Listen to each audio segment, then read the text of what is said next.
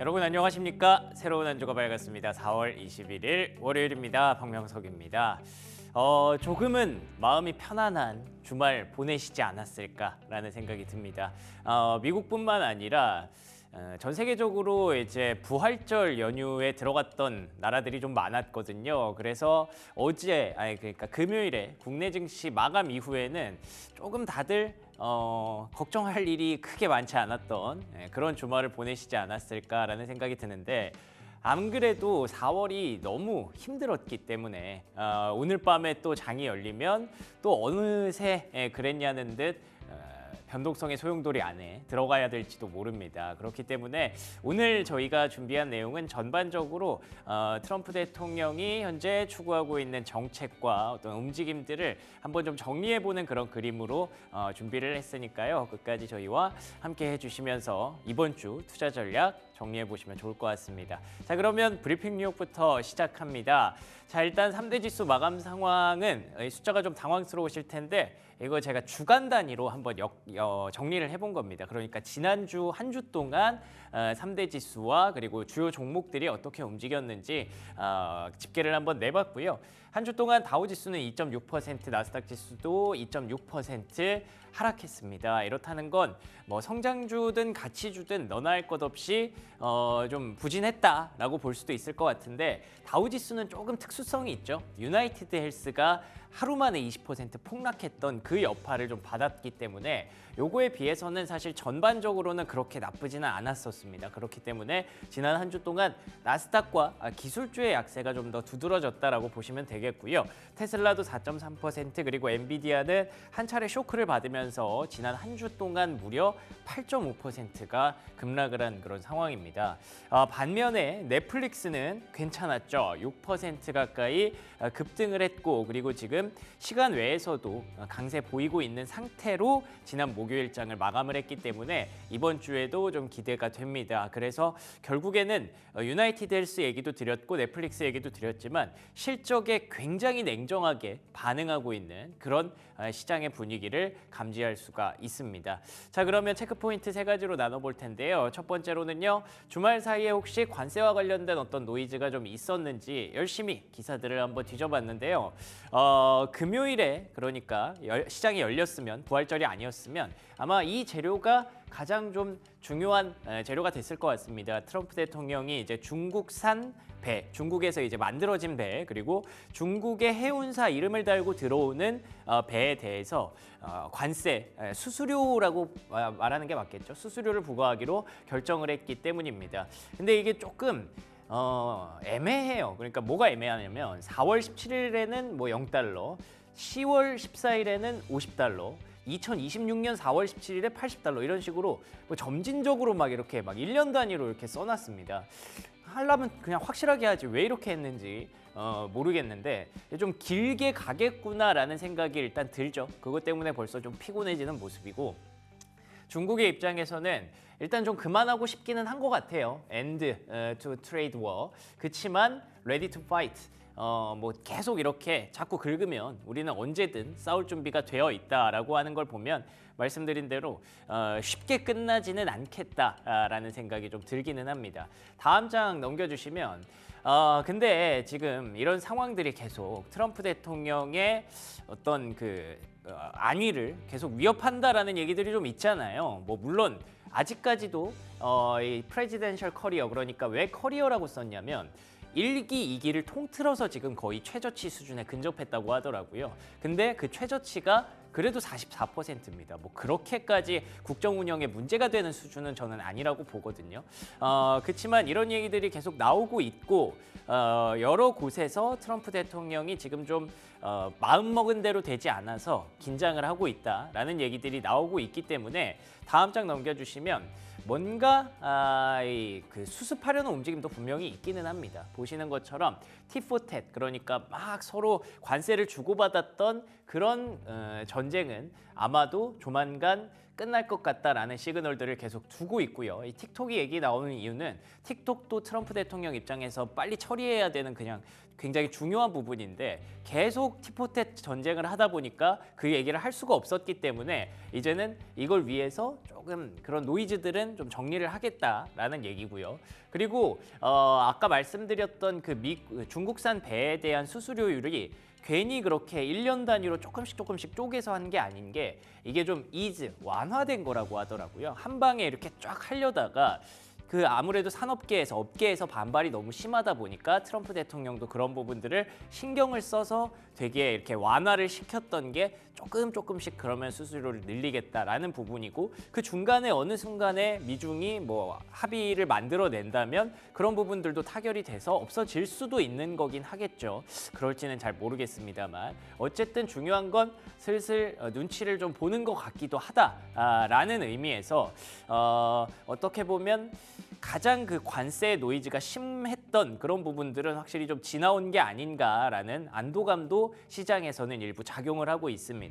그래서 중요한 건 사실 이번 주입니다. 다음 장 넘겨주시면 지난주에 이제 이시바 총리 그러니까 일본이 미국과 가장 먼저 정상회담은 아니죠. 통상협상을 했잖아요. 근데 거기에 이시바 총리가 안 갔는데도 트럼프 대통령이 와서 마치 정상회담처럼 보였는데 어쨌든 일본에서는 굉장히 미국을 많이 챙기고 우방이라고 가장 중요한 우방이라고 언급을 많이 해왔던 나라인데도 불구하고 페어니스 공정성에 대한 얘기를 하면서 이거 우리가 쉽게 그 도장 찍어줄 내용은 아니야라는 메시지를 계속 미국에게 좀 주고 있습니다. 그렇다는 건 미국이 조금 달아 있다는 걸 일본도 알고 있고 그걸 활용하려는 듯한 그런 느낌이죠. 그래서 대한민국이 이번 주에 통상협상을 하게 될 텐데 과연 우리나라는 어떤 자세로 이 협상에 임해야 하는가에 대해서 지금 좀 각계각층에서 고민을 많이 하고 있는 것 같더라고요. 우리도 참 잘 활용했으면 좋겠다는 생각도 있지만 노이즈를 좀 조용하게 만들기 위해서 미리 좀 잘 짜갔으면 좋겠다. 어느 정도 잘 구슬렸으면 좋겠다라는 생각도 있고요. 과연 얼마나 내줄까 혹은 뭘 받아올까 이런 것들을 저울질하는 그런 한 주가 될 것 같은데 이런 부분들은 아마 국내 증시에도 굉장히 가열차게 반영이 될 겁니다. 매일매일. 그렇기 때문에 이번 주에 가장 중요한 체크포인트 중 하나로 한미 간의 통상협상 잘 보시면 좋을 것 같고요. 두 번째 체크포인트는요. 주말 사이에 깜짝 그 휴전이 이루어졌습니다. 그것도 푸틴이 선언을 했던 휴전이었어요. 부활절에는 싸우지 말자, 시즈파이어 잠깐 중단하자라는 얘기를 했었고 실제로 양국 간에 이런 포로 교환도 있었다고 합니다. 500명 넘게 포로 교환을 하면서 이러면은 다시 러시아와 우크라이나 전쟁이 좀 마무리가 되나 싶었는데 다음 장 넘겨주시면 젤렌스키 대통령의 입장은 전혀 아니더라고요. Trying to create impression. 그러니까 뭔가 좀 이미지를 주기 위해서 그냥 쇼잉을 했을 뿐이다. 나는 믿지 않는다라고 얘기를 하는 걸 보면 여전히 이쪽도 장기화될 가능성이 높아 보이죠. 다음 장 넘겨주시면 미국도 굉장히 좀 답답해하는 것 같아요. 그래서 버리려고 한답니다. 우크라이나의 평화를 굳이 이 둘의 사이를 휴전시키지 않겠다라는 의도도 조금씩 보여주고 있거든요. 마르코 루비오 상원의원의 얘기처럼. 그러니까 아까도 잠깐 언급드렸지만 트럼프 대통령이 마음먹은 대로 계획한 대로 생각보다 일이 잘 되지 않습니다. 중국과의 관계도 그렇고 심지어 일본도 갑자기 페어니스 운운을 하고 있고 러우 전쟁도 그냥 뭐 나 임기 시작하자마자 그냥 중단시키겠다 끝내겠다 했는데 임기 시작한 지 벌써 100일이 넘었는데 아직도 이게 이렇게 정리가 안 되고 있는 걸 보면 그래서 이제 이란 쪽이랑 얘기를 하는 것 같아요. 이란이랑 핵 협상을 다시 좀 중요한 이 프로그레스 이제 지겹습니다. 뭔가 진전이 있었다고 하는데 하나도 우리가 본 적이 없죠. 근데 어쨌든 이쪽이랑 자꾸 메시지를 좀 던지는 것 같고 이런 걸 하려는 게 결국에는 돌고 돌아서 그 유가를 안정시키려는 에너지 가격 안정시키려는 트럼프 대통령의 의도잖아요. 그게 잘 달성될지는 모르겠지만 이 주말간에 있었던 깜짝 휴전 소동 그리고 이란과의 어떤 프로그레스 이런 부분들이 유가에 어떤 영향을 미치는지 유가도 멈춰 있었거든요. 다 부활절이었기 때문에 그런 부분들은 이번 주에 또 한번 체크해 보시면 중요한 포인트가 될 것 같습니다. 자 그리고 세 번째 뭐 이런 것보다 우리가 가장 걱정하는 건 사실 시장이죠. 앞서 제가 첫 화면에서도 보여드렸다시피 한 주 동안 뭐 다우와 나스닥이 2% 넘게 3% 가까이 하락을 하면서 여기 보시는 것처럼 빨강색 선이 이제 나스닥의 60일선이고요.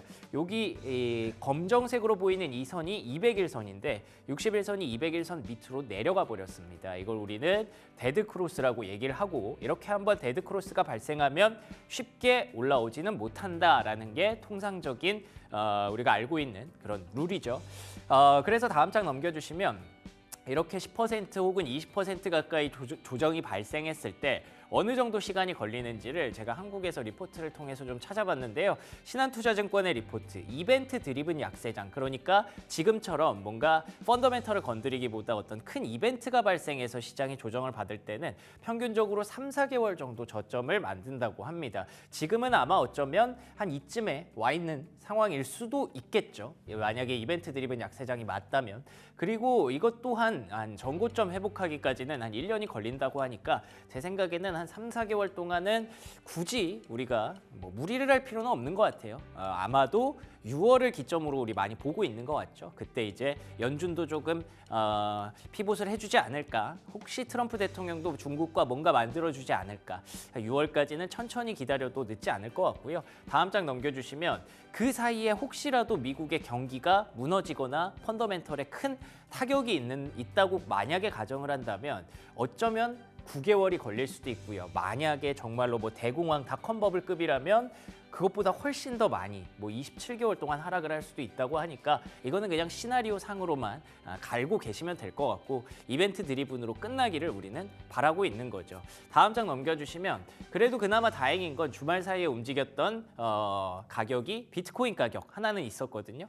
근데 거의 지금 움직임이 거의 없습니다. 그러니까 비트코인도 완전히 지금 트럼프 이슈에 종속돼 버렸어요. 뭐가 나오느냐 안 나오느냐에 따라서 움직임이 전혀 나타나지 않고 있기 때문에 일단 뭐 요 정도면 4월에 어떤 슬슬 마무리 분위기를 좀 정리하고 마무리를 시켜주지 않을까라고 조심스럽게 이번 주에는 한번 기대를 해봅니다.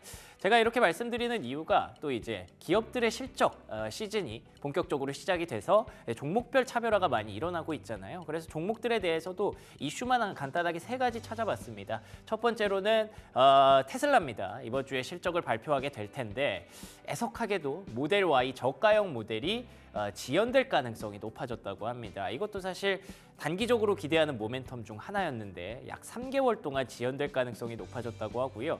이유도 명확하게 제시되지 않았다고 합니다. 그래서 이번 주 테슬라 좀 기대하신 분들도 있으셨을 텐데 아쉽지만 일단 악재로 출발하는 그런 모습이고요. 다음 장 넘겨주시면 두 번째는 또 알파벳입니다. 이제 빅테크 기업들 대부분 실적 발표하기 때문에 그리고 지난주에 나스닥이 M7과 같이 조정을 받았기 때문에 이번 주에 반전이 좀 일어나지 않을까 기대를 하는데 알파벳도 지금 상황은 반독점법 과거에는 검색 기술에 대해서 제동을 걸었다면 이번에는 광고 기술에 대해서 제동을 좀 걸었습니다. 그래서 이 부분이 혹시라도 M7이 갖고 있는 그 주도력을 조금 악화시킬 수 있다라는 우려가 또 제기되고 있거든요. 이런 부분들도 참고하시면 좋을 것 같고 자 마지막으로는요 인텔입니다. 인텔이 지난주에 TSMC 실적 발표 이후 약간 좀 버림받는 모습이었죠. 우리 인텔 인수 안 할 건데 파운드리 관심 없는데 이런 식으로 그것 또한 트럼프 대통령의 어떤 계획과는 좀 틀어진 그런 모습이긴 했는데 그런 걸 TSMC가 지렛대로 또 활용하고 있는 것 같기도 하고요. 우리 관심 없어 이런 척하면서 근데 또 그러자 이제 인텔에서는 AI 책임자를 신규로 임명했다고 합니다. 그래? 그럼 우리가 직접 한번 해볼게 라고 하는데 이에 대한 신뢰도가 사실 인텔에 대해서는 크게 높지 않죠. 그렇기 때문에 전반적으로 주말 사이에 나온 개별 기업들의 이슈도 크게 호재성 재료는 딱히 없었던 그런 주말이었던 것 같습니다. 여기까지 브리핑 뉴욕이었고요. 프리미엄 미국 주식 이어가겠습니다.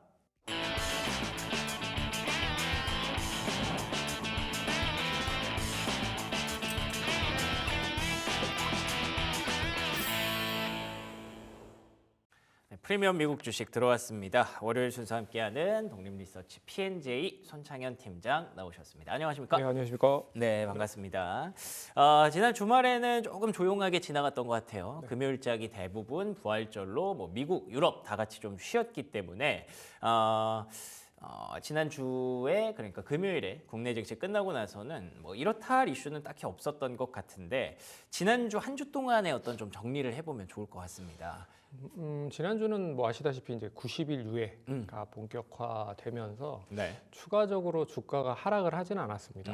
그래서 지난주에도 얘기를 해드렸듯이 이제 하방 경직은 어느 정도 만들 것이다라고 보고 있고 이번 주에 과연 이제 추가적인 저점을 만들 거냐 아니면 여기에서 쌍바닥을 만들고 추가적인 추세가 전환될 거냐 뭐 이런 흐름이 좀 전개될 가능성이 높을 것 같아서 이번 주가 상당히 좀 중요한 그런 기로에 서 있다라고 좀 볼 수 있을 것 같고 그 중에서도 이제 1분기 실적들이 이제 본격적으로 좀 진행이 된다라는 것도 좀 눈여겨 보셔야 될 것 같아요. 그래서 그렇죠. 뭐 저 잠시 뒤에 또 언급을 해드리겠지만 뭐 엔비디아나 TSMC나 뭐 이런 AI 관련된 종목들의 실적들이 뭐 나름 좋은 흐름에도 불구하고 중국과의 뭐 관세 영향으로 인해서 여전히 좀 불편했던 흐름이 좀 전개됐다라고 볼 수 있을 것 같습니다. 그래서 이번 주는 지난주에 이어서 추가적인 하락이 어느 정도 진정이 되는지 아니면 단기적인 바닥을 확인하면서 추세를 이제 상승으로 돌릴지 그런 기로에 쓴 한 주가 될 가능성이 높다라고 보셔야 될 것 같습니다. 그렇습니다. 이제 우리가 기댈 수 있는 언덕이 몇 개 안 남았습니다. 관세도 문제가 있고 그리고 연준의 피봇도 지금 당장은 기대하기 어려운 상황임을 지난주에 한 번 더 확인을 했고요. 그런데다가 곳곳에서 이제 협상들이 이루어지고 있다지만 진전이 되고 있는 게 딱히 안 보입니다. 그래서 우리가 기댈 수 있는 유일한 언덕 기업들의 실적인데요. 지난주에 넷플릭스가 좀 보여주기는 했지만 이번 주에 좀 더 많은 기업들이 좀 증명을 해서 하락을 여기서 멈출 수 있기를 좀 기대를 해봐야 될 것 같습니다. 근데 그 결국에는 지난주에 그 데드 크로스가 많이 좀 낮기 때문에 그러니까 60일선과 200일선이 이렇게 교차하는 지점이 많이 낮기 때문에 이제는 진짜 완연한 조정장이다라고 보시는 분들이 조금씩 늘어나기 시작했거든요. 실제로 월가에서도 S&P 500 지수의 전망치를 많이 내려놨다고 하던데 이거는 어떻게 봐야 될까요? 뭐 역시 가장 중요한 게 관세라고 좀 볼 수 있을 것 같은데 뭐 4월 9일부터 7월 8일까지 90일간 유예를 하긴 했지만 뭐 여전히 중국과의 좀 불편한 그런 관세 흐름들이 좀 전개될 가능성이 높을 것 같습니다. 그래서 우방국 위주로 관세에 관련돼서 지금 협상을 좀 진행을 하고 있잖아요. 그게 얼마만큼 좀 빠르게 좀 진행이 되는지 그것도 보셔야 될 것 같고요.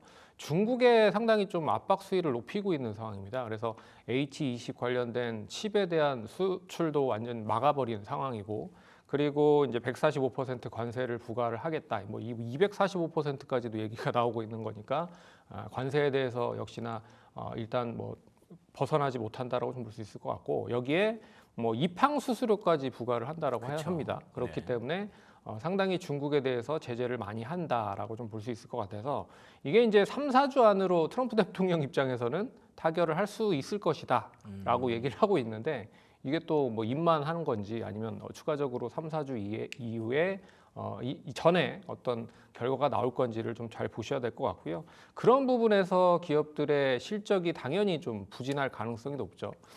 경기에 대한 위축 관련된 부분 그리고 소비가 불안하고 물가가 높아져 버리면 당연히 기업에 대한 수익성은 낮아질 가능성이 높아서 어떻게 보면 투자은행들이 최근에 좀 예상치를 하회한 그러니까 S&P 500 예상치를 좀 떨어뜨린 그런 모습입니다. 그래서 뭐 주요 기업들의 그 지표 얼마만큼 떨어뜨렸는지를 보면 이제 제프리스가 5,300까지 떨어질 수 있다. 뭐 그리고 JP 모건이 5,200, CT가 한 5,800. 그래서 월가 평균이 한 6,000 정도로 낮아졌습니다. 그래서 이 S&P 500이 얼마만큼 더 낮아질 수 있을지는 좀 지켜봐야 되지 않을까 그렇게 보고 있고요. 그런 부분에서 앞선 그런 관세에 대한 부분들이 어느 정도 해결 조짐이 좀 나와야 될 가능성이 높을 것 같고 그리고 역시 이제 IB 쪽 투자은행 쪽은 결국에는 투자를 원활하게 좀 잘 진행을 해서 수익을 창출하는 그런 구조잖아요. 그렇기 때문에 결국에는 주식시장 자체 그리고 투자자산 자체가 좀 우호적으로 전환돼야 이 투자은행 IB 쪽도 좀 긍정적인 그런 예상치를 높일 가능성이 높지 않을까라고 봐야 될 것 같습니다. 그렇군요. 결국에는 다 관세에서 시작이 됩니다. 관세가 결국 물가를 끌어올리고 그리고 또 기업들의 실적을 악화시키니까 주가가 못 가면 S&P 500 지수 역시 전망치가 낮아질 수밖에 없는 거죠. 그래서 아까 오프닝에서도 이번 주에 기업 실적들의 결과와 그리고 주가 반응이 굉장히 중요한 한 주가 될 것 같다라고 정리를 해주신 것 같고요. 결국 이렇게 관세가 다 문제를 만들고 있다는 점에서 이번 주에 국내 내부적으로 굉장히 중요한 이벤트가 있습니다. 한미 간의 이제 통상 협상이 워싱턴에서 이루어질 예정인데요. 지난주에 우리가 일본이 하는 걸 먼저 봤잖아요. 그래서 어떻게 보면은 힌트가 될 수도 있었을 것 같은데 한편으로는 좀 걱정되는 게 트럼프 대통령이 조금 지금 달아올라 있는 상태에서 갑자기 거기 또 등장을 했단 말이죠. 그렇죠. 예, 그래서 뭔가 메시지를 계속 주고 싶어 하는 것 같아요. 우리에게도 좀 압박감이 좀 느껴지던데 어떻게 보세요?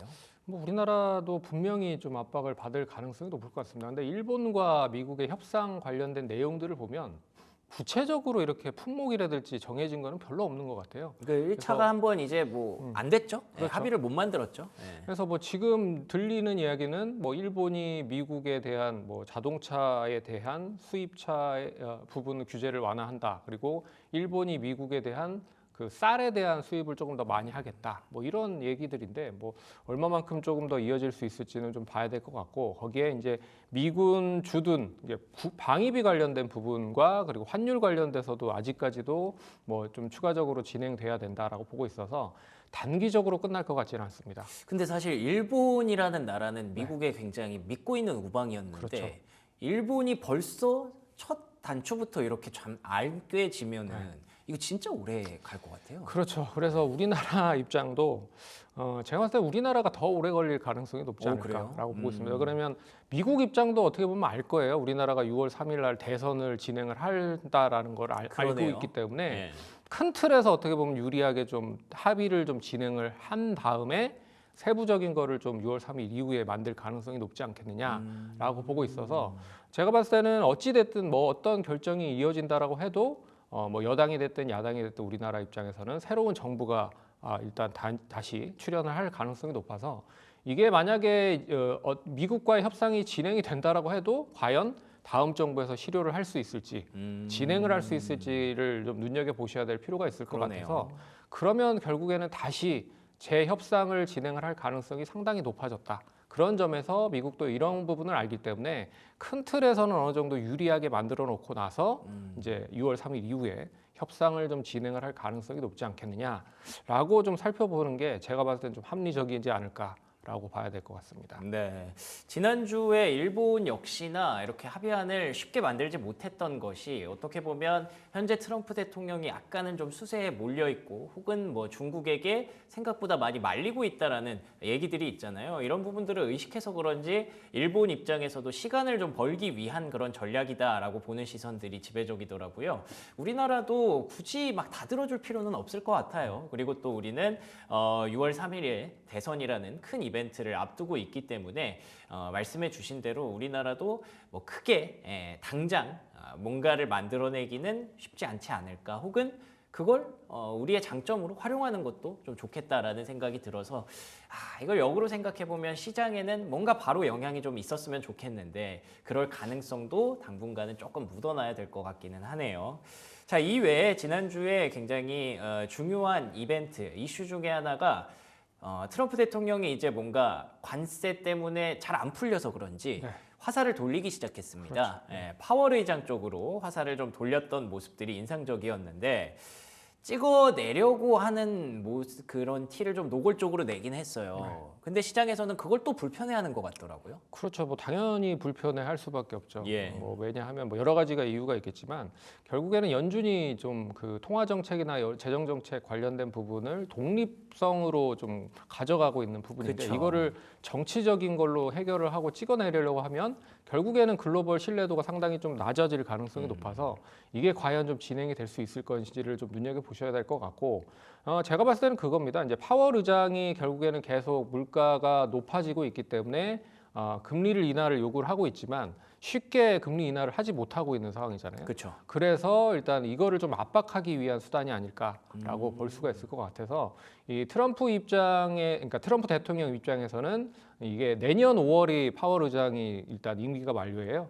그래서 그 전까지는 어떻게 보면 금리를 인하를 상당히 좀 많이 추구하려고 좀 준비를 하고 있는 게 아닌가라고 생각을 할 수 있을 것 같고, 그리고 이게 뭐 결국에는 뭐 이 파월 의장을 해임한다라는 것 자체는 제가 봤을 때는 신뢰도에 대한 부분이라고 생각을 하고 있거든요. 예. 그렇기 때문에 만약에 해임을 한다라고 하면 좀 역풍이 불 가능성이 상당히 높지 않을까라고 봐야 될 것 같아서 뭐 제가 봤을 때는 해임은 하지는 않을 것 같고 그냥 압박용으로 계속적으로 얘기를 하고 있는 게 아닌가라고 살펴봐야 되는 게 맞는 것 같습니다. 네, 그런 부분들에 대해서도 미국 내에서 목소리가 좀 나오더라고요. 만약에 정말로 현실적으로 가능할지 모르겠지만 정말로 파월 의장이 트럼프 대통령에 의해서 자리를 보전받지 못하게 된다면 시장은 더 크게 반응을 할 것이다. 더 크게 빠질 수 있다라는 부분들을 공개적으로 얘기를 하고 있기 때문에 트럼프 대통령도 말씀해 주신 대로 그냥 압박 카드로 혹은 내 잘못이 아니다라고 좀 둘러대기 위한 그런 카드로 활용을 하고 있는 것 같아서 뭐 크게 유의미한 발언은 아니었던 것 같습니다. 자, 그리고요, 그 지난주에 말씀하셨던 90일간의 유예 이 부분이 굉장히 좀 어쨌든 시장에 마중물로 작용을 했었는데 이게 뭐 일각에서는 그런 얘기하더라고요. 트럼프 대통령의 어떤 자산 중에 채권 비중이 엄청 높아서 그런 걸 신경 써서 결국에는 유예를 했다. 그렇게까지 보고 싶지는 않은데 그렇죠. 너무 뭐 사리사욕에 의해서 네. 대통령직을 하는 것 같으니까. 그렇죠. 근데 뭐 그런 얘기는 어떻게 보세요? 뭐 사적인 거를 이용을 해서 이 뭐 제재를 했다, 그러니까 유예를 했다, 이거는 좀 말이 안 되는 것 같고, 네. 제가 봤을 때는 이제 작년에 트럼프 대통령의 금융 자산을 좀 보시면 2억 600만 달러를 보유를 하고 있는데 여기에 1억 2,500만 달러 채권 비중입니다. 그러니까 60% 이상이 채권 비중이기 때문에 채권 비중이 높아서 상당히 유예를 한 거 아니냐. 이런 이제 또 얘기가 나오는 거죠. 그래서 뭐 제가 봤을 때는 뭐 터무니없는 이야기는 뭐 아닐 수도 있다라고 좀 보고 있지만 이건 뭐 넌센스적인 부분이라고 좀 볼 수 있을 것 같고요. 제가 봤을 때는 이제 중국에 결국에는 미국의 국채를 매도하는 거가 가장 큰 이유가 아닐까라고 생각을 하고 있습니다. 왜 그러냐면 최근에 이제 그 경기가 뭐 좋아지지 않으면 결국에는 금리가 좀 낮아져야 되는데 금리가 낮아지고 있음에도 불구하고 달러가 낮아져야 되는데 달러가 높아지고 있잖아요. 그런 걸 감안을 해보면 이게 비이성적으로 움직이고 있다라는 거는 좀 이 채권에 대한 매도가 그러면 중국으로부터 이어지는 게 아닌가라고 얘기를 할 수가 있을 것 같고요. 그걸 이제 또 방어를 하기 위해서 이 트럼프 대통령은 채권 100년 거를 이제 만들 거다라고 얘기를 하고 있는 것 같아요. 그래 그거를 팔아서 결국에는 뭐 재정에 대한 부분이라든지 그리고 금리를 좀 낮추려고 준비를 할 거다. 뭐 이런 얘기가 있어서 어떤 이 트럼프 대통령이 또 이야기를 할 수 있을지 모르겠지만 뭐 다양한 부분에서 준비를 많이 하고 있구나라고 보셔야 될 것 같습니다. 그렇군요. 자, 그러면 이제 이번 주의 얘기를 정리를 하면서 투자 전략 마무리하면 좋을 것 같습니다.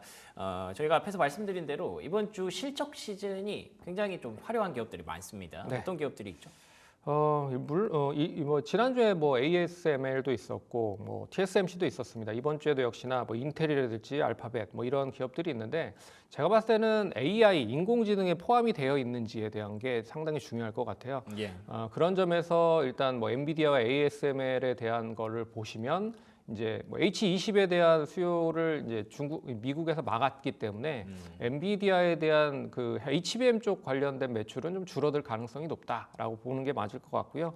하지만 이제 뭐 마이크론 테크놀로지라든지 이제 레거시 반도체가 조금씩 상승을 하고 있다라는 거는 좀 긍정적으로 좀 보셔야 될 필요가 있지 않을까 보고 있어서 인텔도 실적이 이번에 나오는데 어떻게 흐름이 좀 전개되는지를 좀 잘 눈여겨 보셔야 될 것 같고요.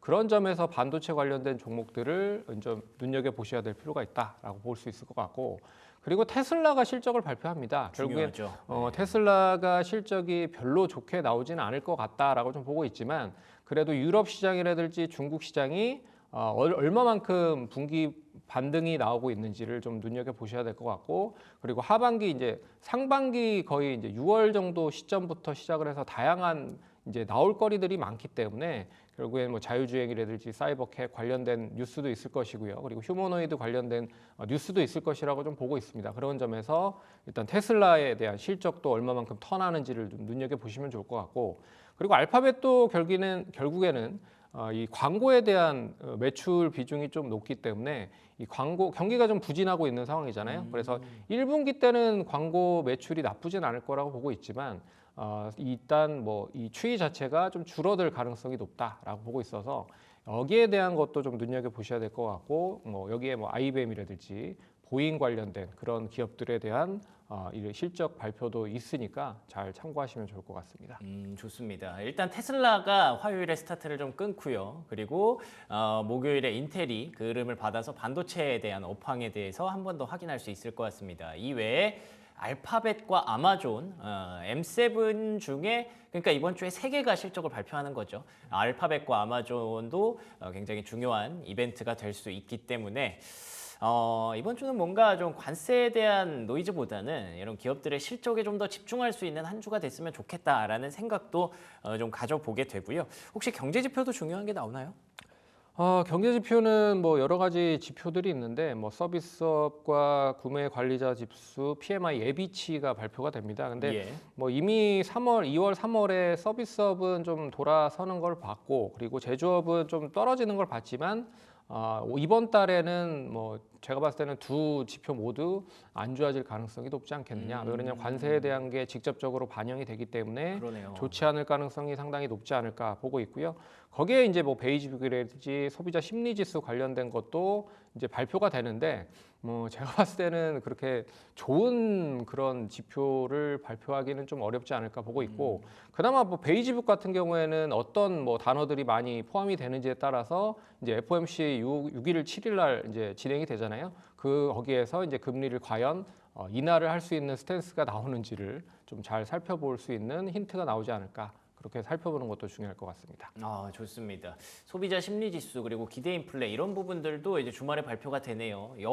가만 생각해 보면 최근에 증시의 급락이 거기서부터 시작됐거든요. 심리 지수 급감하고 기대 인플레 급등하면서 시장이 두려움을 느끼기 시작했기 때문에 제조업 지표와 함께 이런 인플레 지표도 잘 살펴보시면 좋을 것 같습니다. 자, 그러면 간단하게 이번 주 투자 전략 어떻게 가져가면 좋을지 정리해 볼까요? 제가 봤을 때는 이제 관세에 묻어난 종목별 장세가 이어질 가능성이 높지 않겠느냐. 그랬으면 좋겠네요. 라고 보고 있습니다. 그래서 이게 이제 일단 시장에 대한 방향성 자체를 완전하게 전환시키지는 않을 것 같지만, 그래도 종목별로는 좀 어떻게 보면 경기 방어적인 성격인 종목들이 좀 움직일 가능성도 있다라고 좀 보고 있어서 제가 봤을 때는 이제 통신 장비 쪽, 뭐 AT&T나 버라이즌 같은 이런 이 통신 관련된 종목들도 어떻게 보면 상당히 좀 지수를 방어할 수 있는 성격의 종목들 섹터들이기 때문에 지난주에 뭐 넷플릭스가 실적이 나온 거를 좀 잘 보시면 아셨겠지만 역시 관세에 무관한 쪽이 대한 실적들이 좋아지고 있는 흐름이다라고 보고 있어서 실적이 일단 상당히 무관한 시점에서 일단 1분기 실적이 좋아질 수 있는 섹터를 좀 잘 눈여겨 보셔야 될 것 같다라고 보고 있고요. 그리고 시장이 제가 봤을 때는 추가 하락보다는 단기적으로 잘 이제 쌍바닥을 만들기 위해 할 수 있는 하방 경직을 만들면서 일단 이번 주는 좀 잘 진행이 될 수 있지 않을까라고 봐야 될 것 같습니다. 알겠습니다. 지겨운 관세 얘기 이번 주에는 좀 그만 듣고 기업 실적과 펀더멘털에 집중하는 한 주가 됐으면 좋겠습니다. 지금까지 손창현 팀장과 얘기 나눠봤습니다. 오늘도 좋은 말씀 고맙습니다.